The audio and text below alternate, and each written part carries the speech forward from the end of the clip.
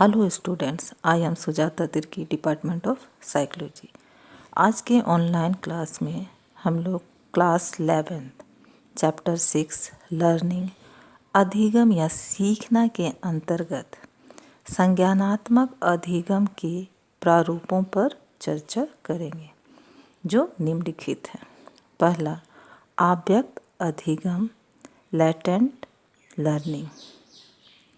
अव्यक्त अधिगम से तात्पर्य वैसे अधिगम से होता है जो पुनर्बलन की अनुपस्थिति में होता है तथा यह प्राणी के व्यवहार द्वारा तब तक अभिव्यक्त नहीं होता जब तक कि उसकी अभिव्यक्ति के लिए अनुकूल परिस्थिति ना बन जाए।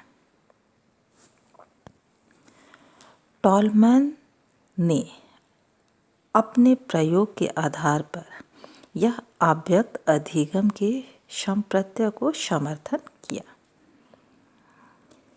इनके अध्ययन में उन्होंने भूखे चूहों के 3 समूहों को एक भूल भुलैया में 17 दिनों तक दौड़ लगाने के लिए रखा गया। इसमें क्या होता है कि चूहे का पहला समूह को प्रत्येक दौड़ की समाप्ति के बाद भोजन दिया जाता था। दूसरे समूह को दौड़ की समाप्ति के बाद कभी भी भोजन नहीं दिया जाता था तथा तीसरे समूह को प्रथम 10 दिनों तक तो भोजन नहीं दिया जाता था, परंतु 11वें दिन के दौड़ की समाप्ति के बाद भोजन दिया जाता था। इसमें देखा गया कि प्रथम समूह का निष्पादन 17 दिनों में धीरे धीरे बढ़ता गया। दूसरे समूह के निष्पादन में बहुत ही हल्का क्रमिक बढ़ोतरी देखा गया। तीसरा समूह का निष्पादन प्रथम 10 दिनों में असंतोषजनक रहा, परंतु 11वें दिन में उसका निष्पादन में बहुत तेजी से बढ़ोतरी हुई और इनका निष्पादन प्रथम समूह से भी अधिक श्रेष्ठ हो गया। तीसरा समूह का निष्पादन से यह पता चलता है कि इसमें अव्यक्त अधिगम प्रथम 10 दिनों में हो चुका था, जिसकी अभिव्यक्ति 11वें दिन से होने लगी। टॉलमैन के अनुसार इस प्रकार के अधिगम का मुख्य कारण यह था कि चूहा भूल भुलैया के पदों का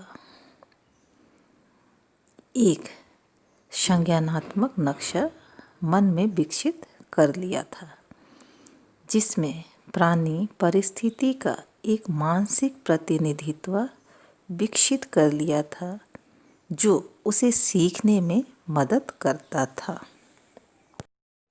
दूसरा, सूझ द्वारा सीखना या अधिगम लर्निंग बाय इनसाइट। सूझबूझ सीखने की परिस्थिति में प्राणी के सामने जो समस्या का समाधान करने के लिए दिया जाता था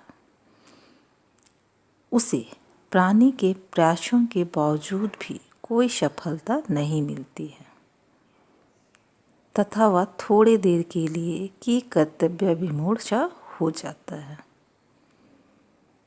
तब अचानक उसे सफलता मिलती है और वह समस्या का समाधान कर लेता है। इस तरह से सीखने की प्रक्रिया पूरी हो जाती है।